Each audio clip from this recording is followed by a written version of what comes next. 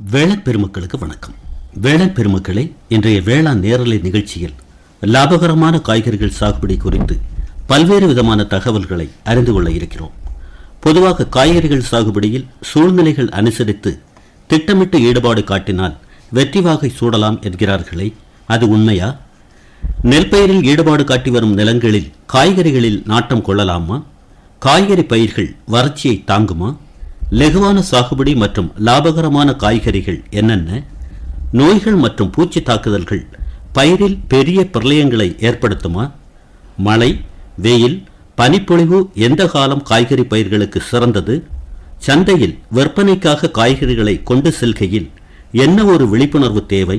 இப்படியான அடுக்கடுக்கான சந்தேகங்களுக்கு நேரலை வாயிலாக பதில் வழங்குவதற்காக சுமார் 100 ஆண்டுகளுக்கு மேலாக காய்கறி சாகுபடியில் அனுபவம் வாய்ந்த கிராமமான ஆண்டார்குளத்தை சேர்ந்த 48 வயது விவசாயி பி. நேசமணி அவர்கள் தற்போது நிலையத்தில் எனக்கு முன்பாக காத்து கொண்டிருக்கிறார். இப்போது நாம் அவர்களிடம் பேசுவோம். ஐயா வணக்கம். வணக்கம். வேளாண்மை அனுபவம் அப்படின்னா உங்களை பொறுத்தளவில் எத்தனை ஆண்டு கால அனுபவம்? எனக்கு 25 வருஷம் ஆகுது. 25 வருஷம் மட்டும் நான் விவசாயம் பண்ணிட்டு இருக்கேன். 25 வருஷம் அப்படின்னா சிறுபிள்ளை பிராயத்திலேயேவா? ஆமாம். என்ன அந்த சமயத்தில் என்ன மாதிரியான ஒரு ஈடுபாடு? கத்தரி, நெல்பயிர், நெல்பயிர் விட்டு இருந்தோம். அப்பா காலத்தில் அது முறை இப்போ தோட்டம் கத்திரி, வெண்டை, மிளகு எல்லாம் போட்டு தோட்டம் பயிர் போட்டுக்கிட்டு இருக்கோம். வேளாண்மை பக்கம் திரும்புறதுக்கு என்ன காரணம்? அதாவது படிப்பு இல்லை அப்படிங்கிற நிலையா, அல்லது உங்களுக்கு ஒரு அதீத ஈடுபாடா? பள்ளியோடம் 10 வகுப்பு படிச்சுட்டு முடிஞ்ச உடனே தோட்டத்தில் வேலை செய்து அதில் இன்ட்ரெஸ்ட் வந்துட்டு அதனால தோட்டத்திலே அப்படி இறங்கிட்டோம். இல்லை, நான் என்ன கேட்குறேன்னா, நெல் இருக்குது, தென்னை இருக்குது, வாழை இருக்குது, மா இருக்குது, பலா இருக்குது, இந்த மாதிரியான மரவகை பயிர்கள் குறுகிய நாளில் வருவாய் தரக்கூடிய பயிர்கள்லாம் இருந்ததுக்கு பிறகும் காய்கறியில் அப்படி ஒரு நாட்டத்துக்கு என்ன காரணம்? காய்கறி குறைந்த நாட்களே லாபம் கிடைச்சிடும். நீங்கள் சொல்ல பயிர் நாள்பட வருஷ கணக்கு ஆகும் லாபம் எடுக்க.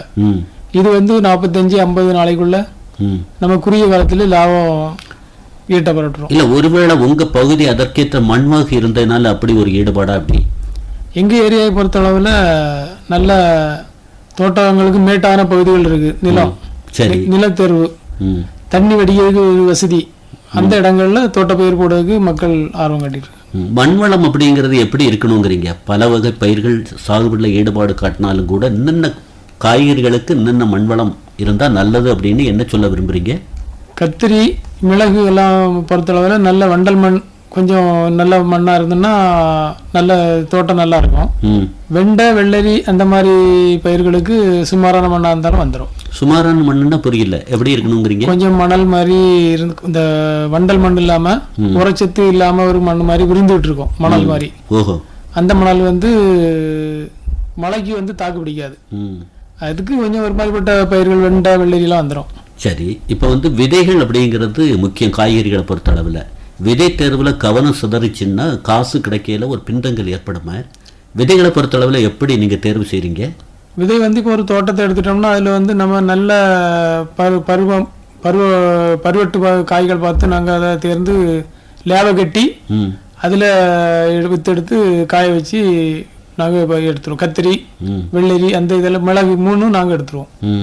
மற்றபடி வெண்டை எல்லாம் விலைக்கு தான் வாங்கிவிடும். விலைக்கு வாங்குறீங்க அப்படிங்கும்போது அது தரமான விதை தான் அப்படிங்கிறது எப்படி நீங்கள் அனுமானத்துக்கு வரீங்க? அது அதுக்கு ஒரு பேர் நம்ம ஒருக்கா போட்டு அனுபவம் எடுத்துட்டோம்னா அந்த விதை நல்ல விதைன்னு சொல்லி அதுக்கு அந்த பேரை பார்த்து வாங்கிடுது. சரி, நேரடி விதைப்பா அல்லது ஊன்றுதல் அப்படின்னு சொல்லுவாங்க இல்லையா, விட்டாட்டு அப்படியா, இல்லை நாற்றாங்கால் தயாரித்து தான் காய்கறி சாகுபடியில் நாட்டமா? வெண்டை, வெள்ளரி வித்து ஊன்று டைரக்டாக ஊனிடலாம். சரி. கத்திரி, மிளகெல்லாம் நம்ம நாட்டங்கால் தேர்வு பண்ணி பாவி தான் பிடிங்கி நடணும். 1 மாதம் கழிச்சு தான் பிடிங்கி நட முடியும். சரி, இப்போ நம்ம நிகழ்ச்சியை லட்சக்கணக்கான மக்கள் கேட்டிருப்பாங்க. அவங்க கூட நினைக்கிறாங்க, நம்ம ஒரு ஈடுபாடு காட்டலாமா காய்கறி சாகுபடியில்? இதில் லாபகரமான சாகுபடி அப்படின்னு என்ன சாகுபடியை சொல்லலாம்? கடினமான சாகுபடி அப்படின்னா இதில் ஈடுபாடு காட்டுறது, அனுபவம் இல்லைன்னா ஈடுபாடு காட்டாதீங்க அப்படிங்கிற மாதிரி உங்கள் அனுபவ கருத்தை சொல்லுங்கள். கத்திரி அதே மாதிரி மிளகு எல்லாம் கொஞ்சம் அனுபவம் இல்லாமல் பண்ண முடியாது. அது கொஞ்சம் கடினமான பயிர், மருந்து அதிகமாக செலவழியும். மாதிரி மழை உடனே வெள்ளம் வடியக்கூடிய இடமா இருக்கணும், தோண்டி விடணும். நம்ம மழை தானே பெய்யும், நம்ம கொஞ்சம் நிசாரமாக இருந்தோம்னா கொஞ்ச நேரம் தண்ணி கட்டினாலே மிளகு எல்லாம் பிடிச்சிரும், வாடி போயிடும். சரி சரி. உடனே மழைன்னு பார்க்காம நனைஞ்சி போய் உடனே திறந்து வெள்ளத்தை வடிய வச்சாதான் அந்த தோட்டம் நமக்கு நிற்கும். இப்போ இந்த இடத்துல நீங்கள் கருத்து சொல்லுறதை பார்க்கக்கூடிய ஒரு நிலையில வரப்பில் நின்றுட்டு கொடையை பிடிச்சிக்கிட்டு அந்த வேலையை பாருங்க இந்த வேலையை பாருங்கன்னு ஆணையிட்டோம்னா ஏமாற்றம் தான் மிஞ்சும் போலுக்க. ஆமாம், அப்படி நம்ம உள்ள இறங்கி நம்ம பார்க்காம வேலைக்காரங்க வச்சு பார்த்தோம்னா ஏமாந்துருவோம். நம்ம இறங்கி தண்ணி கட்டக்கூடிய இடங்களை தோண்டி எடுத்து நல்லா பார்த்தா தான் லாபம் கிடைக்கும். சொல்லுங்க பாப்பா, உங்களுடைய ஒரு 25-30 ஆண்டு கால அனுபவத்தில் ஒரு காய்கறி சாகுபடிக்கு ஒருத்தர் வாரார்னா அவருடைய யுக்திகள் நுட்பங்கள் அவருடைய உழைப்பு எப்படி இருந்தால் வெற்றி வாகை சூடலாங்கிறீங்க? வெயில் மழைன்னு பார்க்காம நல்ல உழைப்பு ஆர்வம் இருக்கணும். தோட்டத்தில் இறங்கி கொஞ்சமாவது வேலை செய்யறதுக்கு இன்ட்ரெஸ்ட் இருக்கணும். வேலையாட்களை வச்சு செய்துக்கிட்டு நம்ம நிசாரமாக இருந்தோம்னா அந்த தோட்டத்தில் லாபம் எடுக்க முடியாது. கொஞ்சம் கஷ்டப்பட்டு உழைக்கணும். மாதிரி அதை ஒரு மாதிரிப்பட்ட வேலைகளால் நம்ம இறங்கி செய்யக்கூடிய ஆர்வம் இருக்கணும். சரி, இப்போ கத்திரி சாகுபடியில் ஈடுபாடு காட்டுறீங்க. அடுத்தால அந்த நிலத்தை 1 மாதம் காய போட்டுட்டு அறுவடைக்கு பின்னால் திரும்பியும் கத்திரிலேயே ஈடுபாடு காட்டலாமா அல்லது சுழற்சி முறை அப்படிங்கிறது முக்கியங்கிறீங்களா? ஒரு பயிர் இட்டுக்கிட்டு கத்திரிட்டோம்னா அடுத்தால அதை நெல் பயிரை அடித்து தொழில் கலைக்கு நெல் பயிர் நட்டுக்கிட்டு மாறி 2வது பொழுது ஜானி உரம் அடித்து பருவம் செய்து வச்சாதான் அந்த கத்திரியெல்லாம் நல்லா வரும். ஓஹோ, அப்போ ஒரு விவசாயி காய்கறி சாகுபடியில் நாட்டம் காட்டுறாரு அப்படின்னாலும் கூட காய்கறி சாகுபடியை மட்டுமே நம்பி இருக்க கூடாதுங்கிறீங்க. பிறப்பயிர் அனுபவமும் வேணும். ஆமாம், வெண்டை வெள்ளரிகள்லாம் கூட நம்ம அப்படி தொடர்ந்து போட்டிருந்தா ஓரளவு வந்துடும். கத்திரி மிளகு எல்லாம் ஒரு நெல் பயிர் விட்டு அந்த மண் நல்லா ஆறிடும். தண்ணி 6 மாதம் நிற்குமா, அதில் நிலம் ஆறிடும், மண் ஆறிடும். அதுக்கு ஒரு நம்ம பருவம் செய்தால் அந்த தோட்டம் நல்லா வரும். சரி, கடுமையான மழை அல்லது கடுமையான வெயில் அல்லது கடுமையான பனிப்பொழிவு எந்த சூழ்நிலை காய்கறிக்கேற்ற சூழ்நிலை? மழை அதிகமாக பெய்தாலும் தோட்டங்கள் காய்கறி தோட்டம் வந்து நிற்காது. பனி அதிகமாக பெய்தாலும் மிளகுகளெல்லாம் சுருட்டடிக்கும். பனியும் நார்மலாக பெய்யணும். சரி, மழையும் நார்மலாக பெய்யணும். வெயிலுக்கு வந்து ஒன்றும் செய்யாது, பெரிய அளவில் பலனில் பாதிக்காது. மழையும் பனியும் நார்மலாக இருந்தால் தான் தோட்டங்கள் கரெக்டாக வரும். சரி, வெயிலுக்கு ஒன்றும் செய்யாது அப்படின்னு சொன்னாலும் கூட வறட்சியை தாங்குமா? ஆமாம், அது நம்ம தோட்டத்துக்கு வாரத்துக்கு 8 நாளைக்கு வரைக்கும் வெள்ளம் அடைச்சிட்டு இருக்கணும். வெயில் அதிகமாக ஒரு நாளைக்கு 7 நாளைக்குள்ள அடைக்கிற மாதிரி அப்படி வரும், அவ்வளோதான். அப்போ இடத்தேர்வு நிலத்தேர்வு அப்படிங்கிறதுல தண்ணீர் வசதி உள்ள நிலையை பார்த்து தான் காய்கறிலையும் நாட்டம் காட்டணுமா? ஆமாம், வெள்ளம் வந்து கரெக்டாக பாயக்கு நமக்கு வசதி இருக்கணும். தண்ணி கிடைக்காத இடங்கள்ல பண்ண முடியாது. சீசன் அனுசரித்து காய்கறிகளில் திட்டமிட முடியுமா? சீசன் வந்து இப்போ வடமிளகாயெல்லாம் நாங்கள் அந்த ஓணத்தை கணக்கு பண்ணி கேரளா ஓணத்தை கணக்கு பண்ணி நடுவோம். அது சித்திரை மாதம் நாற்றுப்பாய், ஆவணியில் நல்ல பலன் வர மாதிரி ஒரு 4 மாதத்துக்குள்ளாடி. ஆமாம், 2 மாதத்துலேயே காய்ச்சிரும். ஆனால் நல்ல பலன் வந்து 3ஆம் மாதத்துக்கு தண்ணி வர கணக்கு பண்ணி நாங்கள் நடுவோம். சரி, நீங்கள் ஓணத்தை கணக்கு பண்ணின்னு இருக்கீங்க. ஆனால் ஒவ்வொரு உணவகங்கள் அல்லது தெருவோர ரோட்டோர கடைகளில் பார்த்தோம்னா மிளகா பஜ்ஜிக்கு வாய்ப்பு பிரகாசமாக இருக்க. அப்போ எப்பவுமே தேவை இருக்க, அதையா நீங்கள் கை கொள்ளலை? அது வந்து அந்த இயற்கை வந்து சாதகமாக இருக்காது, நமக்கு வரும். ஆனால் வந்து பலன் ரொம்ப கிடைக்காது. அந்த தரம் வந்து பஜ்ஜி எல்லாம் வந்து கொஞ்சம் தரமாக இருந்தால் தான் எடுப்பாங்க. ஓஹோ, சிறிதான மாதிரி அது எடுக்க மாட்டாங்க. இல்லை, அந்த சிறுத்தல் தன்மை வந்து எந்த நேரத்தில் வருங்கிறீங்க? ஓரளவு அந்த மிளகாய் ஓய்தல் தன்மையா?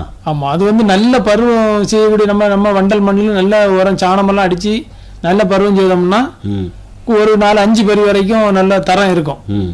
மாறி 1 மாதம் தாண்ட அப்படி சின்னதாக ஆகி குறைஞ்சிட்டே வரும். சரி, இப்போ அரசு வழி இயந்திரமயமாதல் அப்படிங்கிறதுக்கு ஒரு முன்னுரிமை கொடுக்கக்கூடிய ஒரு நிலையில், அதாவது வேளாண் பொறியியல் துறை வந்து இயந்திரங்களை விவசாயிகளுக்கு லெகுவாக கிடைக்கிற மாதிரி மானியத்திட்ட அடிப்படையில் கிடைக்கிற மாதிரி ஒரு ஏற்பாடு செய்திருக்காங்களே.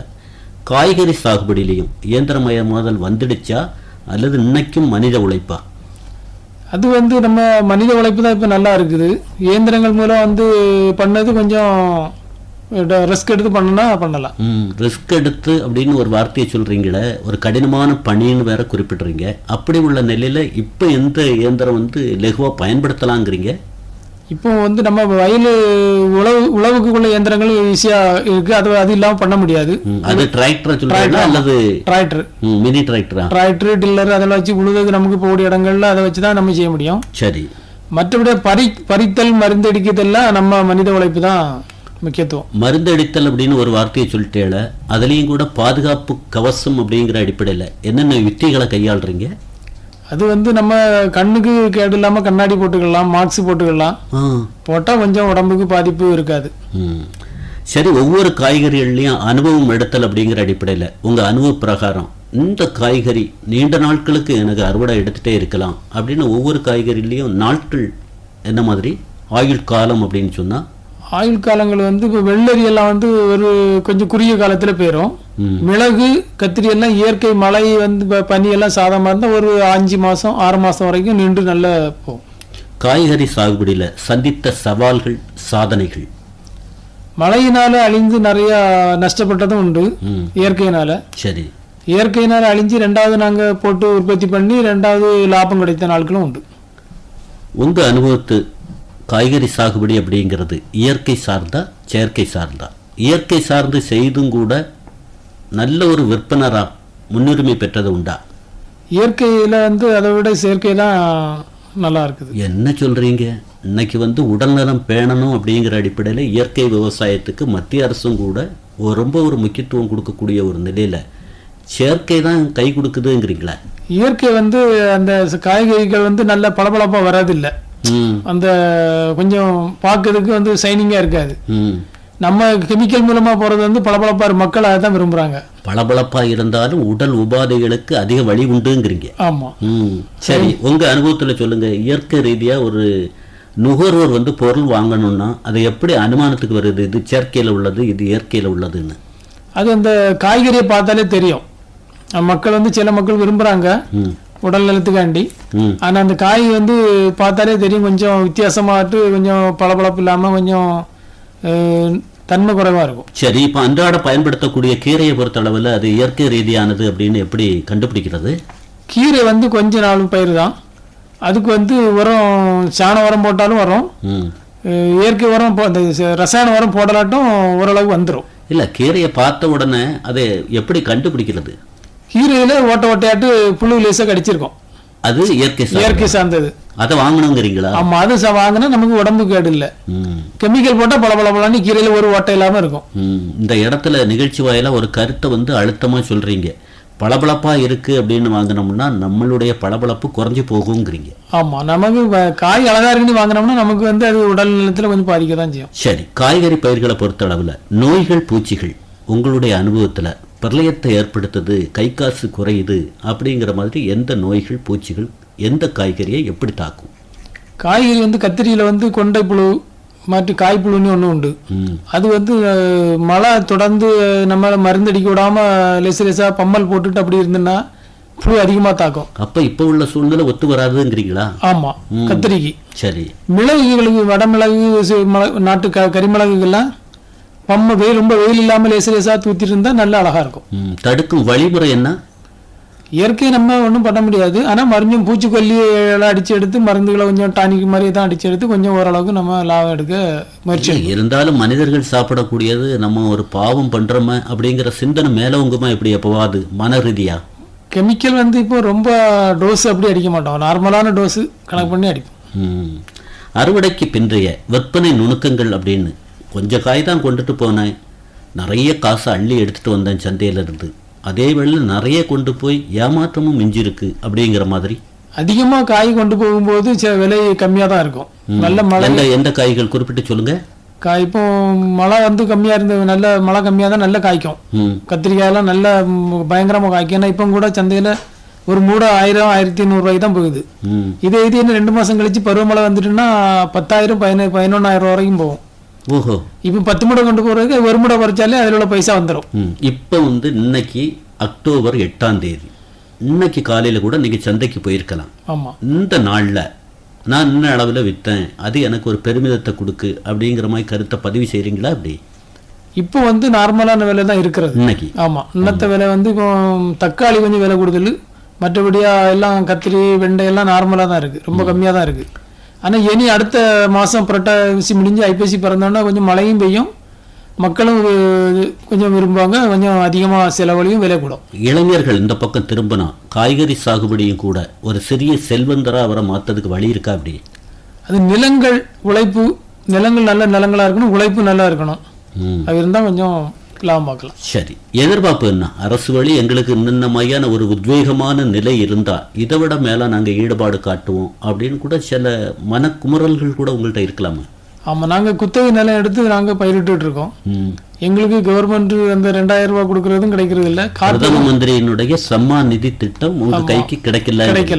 மாதிரி ஒரே காரணம் குத்தகை இல்லையா? ஆமா, குத்தகைதாரர்கள் கிடைக்கல. அதனால எப்படி இருக்கணுங்கிறீங்க நீங்க? எங்களுக்கு அது கிடைச்சா ரொம்ப உதவியா இருக்கும். மாதிரி காப்பீடு செய்யறதுக்கும் வழி இல்ல. காய்கறிக்கு காப்பீடு இல்ல, செய்ய முடியாதாமா. நீங்க எப்பவாவது மாவட்ட ஆட்சித்தலைவர் தலைமையில் நடக்கக்கூடிய கூட்டத்துல கலந்துக்கிட்டு எங்களுக்கு இந்த மாதிரியான ஒரு நிலைக்கு ஒரு ஏற்பாடு செய்யுங்க அப்படிங்கிற மாதிரி எப்பவாவது கலந்துருக்கீங்களா? அப்படி நிறைய கூட்டங்கள்ல நாங்க பேசியிருக்கோம்.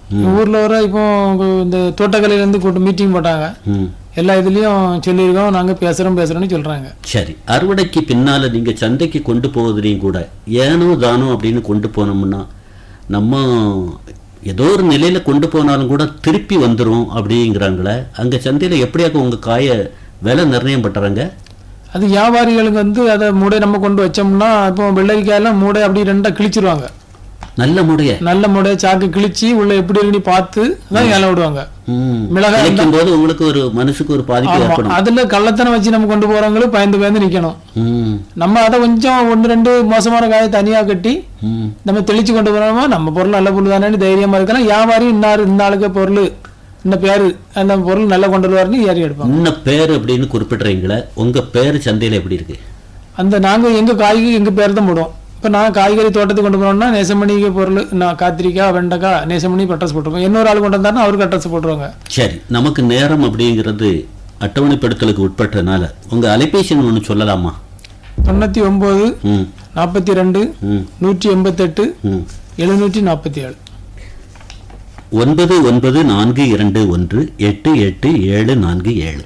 யாராவது இளைஞர்களோ அல்லது மகளிரோ அல்லது சுய உதவிக்குழு அங்கத்தினர்களோ அலைபேசி வாயில தொடர்பு கொண்டு காய்கறி சாகுபடி நுணுக்கங்களை கேட்டா சொல்லிக் கொடுக்க தயாரா? அப்படி சொல்லிக் கொடுக்கலாம். இதுவரை லாபகரமான காய்கறிகள் சாகுபடி குறித்து விலாவாரியாக பல்வேறு விதமான கருத்துக்களை எடுத்து சொல்லி தங்கள் குடும்ப தேவைக்காகவாது காய்கறி சாகுபடியில் ஒவ்வொரு குடும்பமும் ஈடுபாடு காட்டுற மாதிரி ஆர்வத்தை தூண்டியிருக்கீங்க. உங்களுக்கு குமரி பண்பலை சார்பாக மனமார்ந்த நன்றி. இந்த வாய்ப்பு தந்த குமரி பண்பலைக்கு எனக்கும் நன்றி. இதுவரை லாபகரமான காய்கறிகள் சாகுபடி வேளாண் நேரலை கேட்டீர்கள். நேரலையில் பங்கேற்றவர் ஆண்டார்குளம் பி. நேசமணி அவர்கள். உடன் உரையாடியவர் தேரூர் எஸ். சிவசுப்பிரமணிய பிள்ளை அவர்கள். நிகழ்ச்சிக்கு தொழில்நுட்பம் அனில் ஜேம்ஸ், யூசப் திரு ஆகியோர்.